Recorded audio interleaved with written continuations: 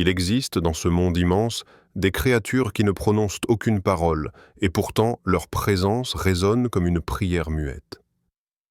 Elles ne connaissent pas les discours, les conseils, les longues phrases pour apaiser le cœur. Elles se contentent d'être là, juste là. Et cela suffit parfois à faire trembler une douleur que personne n'avait remarquée. Imagine un foyer enveloppé par une lumière douce, presque dorée, comme si le temps s'était arrêté entre deux battements de cœur. Un homme est assis seul, le regard perdu, absorbé par le poids invisible de ses pensées. Ce poids que personne ne voit, mais qu'Allah connaît mieux que lui-même. Dans ce silence presque sacré, un chat avance. Pas un bruit. Seulement ce mouvement discret, humble, mais étrangement déterminé. Il s'approche, pose sa tête contre l'homme, puis son corps entier se glisse contre le sien, comme un manteau de tranquillité déposé par une main invisible. Il ne demande rien. Il n'exige rien. Il ne juge rien. Il est juste un signe. Et soudain, le poids se dissout un peu, comme si cette petite créature avait tiré délicatement un fil qui retenait la tristesse captive. Pourquoi ces animaux, si petits, éveillent-ils des apaisements si immenses? Pourquoi leur silence parle-t-il à une profondeur que même les paroles ne peuvent atteindre? Le prophète Muhammad, lui qui comprenait la langue des cœurs et la sagesse des créatures, disait « Ils ne sont pas impurs. Ce sont des êtres qui tournent souvent autour de vous. Un rappel simple, mais lumineux. Leur proximité n'est pas un hasard. Leur présence n'est pas un obstacle. Elle est un don, et dans le livre, Allah nous invite à ouvrir les yeux sur ce que nous croyons insignifiant. En vérité, dans la création des cieux et de la terre, il y a des signes pour ceux qui réfléchissent. Peut-être que certains signes ne descendent pas du ciel. Peut-être qu'ils marchent doucement sur le sol, s'approchent de toi et s'allongent contre ta douleur pour la faire respirer. Et si ton âme avait besoin de ce signe-là, un signe discret, doux, vivant.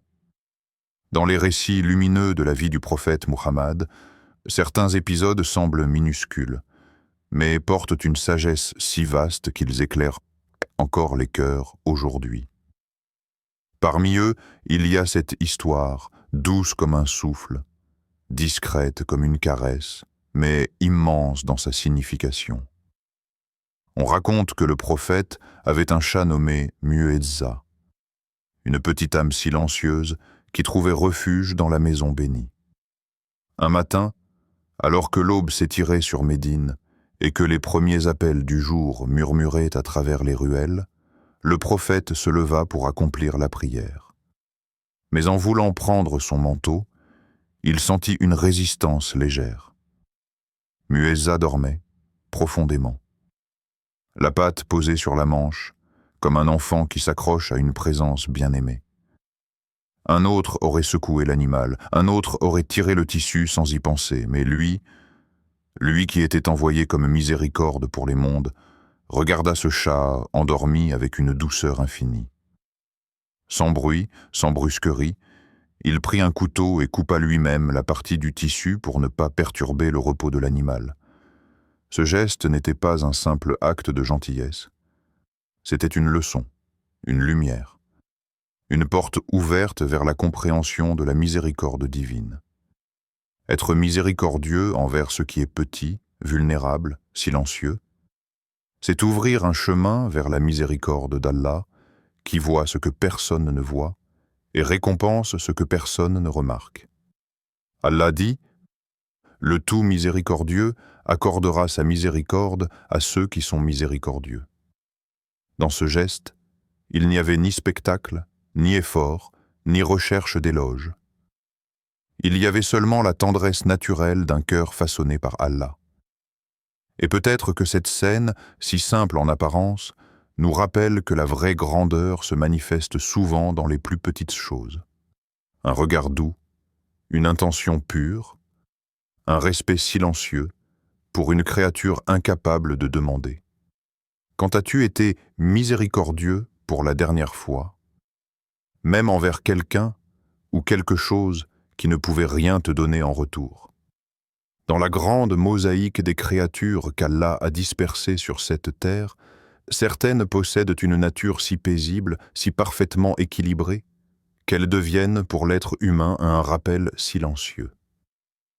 Le chat fait partie de ces créatures singulières, celles dont la présence ne trouble ni l'espace du corps, ni celui de l'âme. Les savants expliquent que le chat occupe une place particulière dans la tradition islamique. Il ne transmet pas d'impureté, même lorsqu'il partage l'eau ou l'espace de prière. Il ne repousse pas les anges, contrairement à d'autres animaux dont la nature plus sauvage perturbe l'harmonie spirituelle du foyer.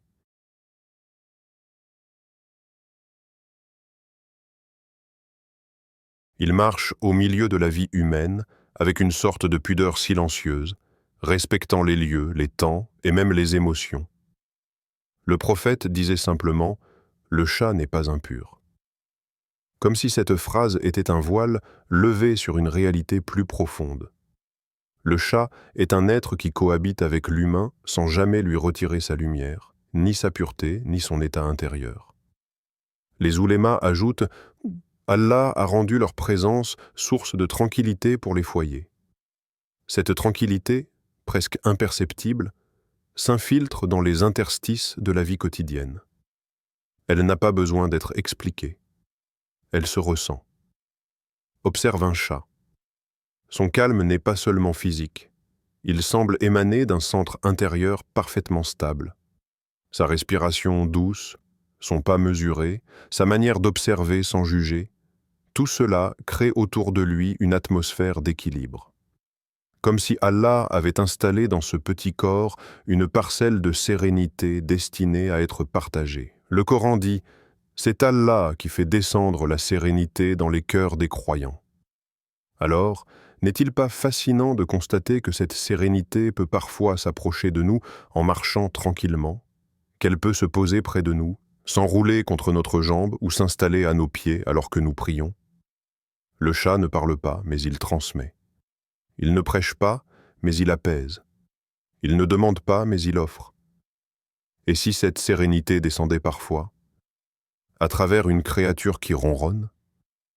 Il existe des histoires qui traversent les siècles comme des éclats de lumière, rappelant que la miséricorde d'Allah ne ressemble pas à celle des hommes. Parmi elles, l'histoire de cette femme, connue pour ses fautes, ses errances et l'ombre de son passé. Une femme dont la réputation était lourde, mais dont le cœur, un jour, s'ouvrit dans un moment que personne ne remarqua, sauf Allah. Imagine la scène. Le désert brûlant, le sol craquelé, le vent sec qui coupe les lèvres, la fatigue qui pèse sur chaque pas. Cette femme avançait, seule, portant le poids de sa vie comme une pierre dans sa poitrine. Rien ne la distinguait, rien ne la rendait admirable. Elle n'était pas une savante, ni une ascète. Elle était simplement humaine, fatiguée, imparfaite, perdue. Puis, un son faible, un souffle saccadé. Elle tourne la tête et aperçoit un chat, maigre, ses yeux presque éteints, cherchant désespérément une goutte d'eau. Personne ne l'aurait remarqué. Personne ne lui aurait prêté attention, mais elle, oui. Sans réfléchir, sans calculer une récompense, c'est une réaction à quelque chose que seuls les êtres sensibles, au barzakh, l'espace entre le visible et l'invisible, peuvent percevoir. Dans de nombreux foyers, les gens racontent avoir vu leur chat se diriger vers une pièce sombre, s'arrêter, observer, puis repartir comme si une présence avait été neutralisée, dissipée, apaisée. D'autres le voient se coucher près d'une personne malade, stressée ou triste, comme s'il absorbait une lourdeur que l'humain ne pouvait plus porter seul. Peut-être qu'Allah a placé dans leur nature une fonction silencieuse, rappeler que nous ne sommes jamais seuls, que le monde invisible existe et que certains signes ne se lisent pas avec les yeux, mais avec la vigilance du cœur. À combien de signes divins passons-nous à côté, simplement parce que nous ne regardons pas? Il existe des vérités qui ne se disent pas avec les mots, mais avec la présence. Dans chaque créature, Allah place un fragment de son enseignement, une trace de sa sagesse, un signe destiné à ceux qui savent regarder avec les yeux du cœur. Et dans le chat, ce signe apparaît avec une clarté presque désarmante. Observe-le. Sa douceur n'est jamais forcée. Elle n'a pas besoin d'être annoncée. Elle se manifeste naturellement, comme une qualité inscrite au plus profond de sa création. Il vient vers toi sans exiger, sans envahir, sans brusquer. Sa tendresse est un don offert sans intention de retour. C'est un rappel de ce que la douceur authentique devrait être. Une lumière silencieuse qui ne demande rien mais qui réchauffe tout. Sa fidélité, elle aussi, est particulière. Ce n'est pas la fidélité bruyante ou démonstrative. C'est cette manière d'être présent quand l'âme s'effondre, de se coucher près de toi quand ton cœur se vide, d'attendre patiemment que ta douleur respire. Un compagnon qui ne juge pas tes silences, qui ne questionne pas tes chutes, qui ne s'éloigne pas lorsque tu te retires du monde. Sa présence apaisante ressemble à une prière muette. Il s'assoit près de toi comme si sa simple existence rappelait la beauté du calme, cet état intérieur que nous perdons trop souvent dans le tumulte des jours. Comme si Allah avait déposé dans son souffle un morceau de tranquillité destiné à se diffuser dans le tien. Le prophète enseignait « Allah est doux et il aime la douceur en toutes choses ». Et peut-être que le chat, par sa nature même, est un écho vivant de cette douceur divine. Un écho que l'on oublie parfois d'écouter. Allah dit également « Et rappelle-toi ton Seigneur dans ton âme, humblement et avec crainte ». Comme si le rappel le plus profond n'avait pas toujours besoin de voix. Parfois, il prend la forme d'une créature silencieuse, qui s'approche, se roule en boule, et t'invite sans un mot à revenir vers ton propre cœur. Et si ces animaux étaient des miroirs pour ton propre cœur? Et si Allah te parlait à travers eux? Et si tu réapprenais à écouter ce qui ne parle pas? Si ces paroles ont touché quelque chose en toi? Si elles ont éveillé une brèche, un frémissement, une respiration nouvelle dans ton cœur? Alors laisse ce moment vivre encore un instant. Laisse-le s'installer doucement, comme une lumière discrète qui ne cherche pas à éblouir, mais simplement à éclairer ce qui avait besoin d'être vu. Parce que chaque créature qu'Allah place sur ton chemin n'est pas un hasard. Certaines viennent pour t'éprouver, d'autres pour t'éduquer, et quelques-unes, plus rares, plus précieuses, viennent simplement pour t'apaiser. Elles ne parlent pas, mais elles enseignent. Elles ne prêchent pas, mais elles rappellent. Elles ne réclament pas, mais elles donnent, lorsque tu offres de la miséricorde, même dans un geste que le monde qualifierait d'insignifiant. Tu ouvres une porte que seule la main d'Allah voit s'ouvrir. Une porte vers sa rahma, une porte vers l'apaisement, une porte vers une version de toi-même plus douce, plus profonde, plus consciente. La miséricorde que tu donnes revient vers toi. Elle revient parfois sous forme de facilité, parfois sous forme de lumière dans un moment sombre, parfois sous forme de paix au milieu d'une épreuve.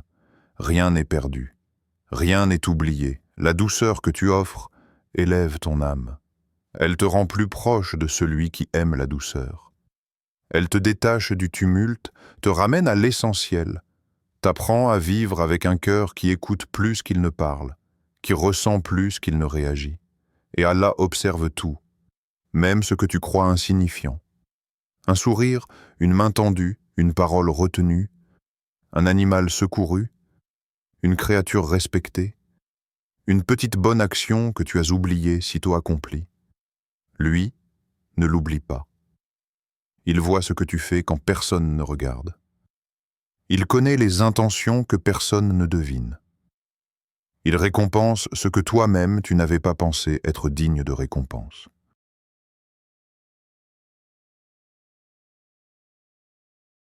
Alors si quelque chose dans ces récits a éclairé ton âme, si un verset, un geste, une image a laissé une trace en toi, garde-la, protège-la, et laisse-la transformer la manière dont tu regardes le monde. Car parfois, la plus grande lumière vient des choses les plus silencieuses.